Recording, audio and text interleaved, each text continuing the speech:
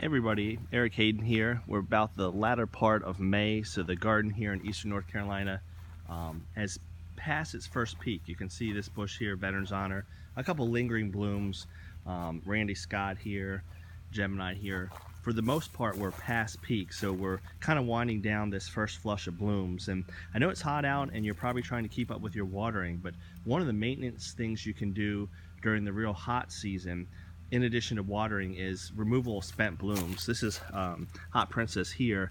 A lot of times folks will say go down to the first set of 5 leaves. I like to leave as many leaves on the bush as possible during the peak of the season in terms of heating. So I'll remove that bloom with clippers and actually do it right above the first set of leaves. So I'm leaving as many leaves on there as possible. People will say, do you need a deadhead? Well, eventually the bloom will fall off, it will die, and new shoots will grow.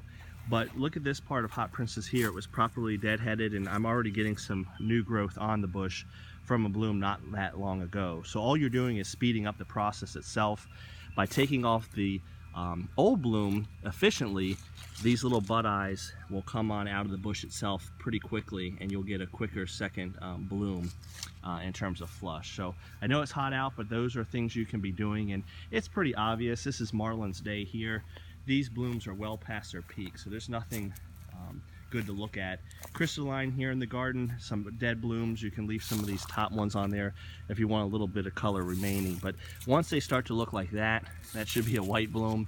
You know it's time to do some deadheading. So I know it's hot. I know we're keeping up with watering, but deadheading is one thing you can continue to do as we prepare for our next flush of blooms, which here in eastern North Carolina should be as we get into the latter part of June.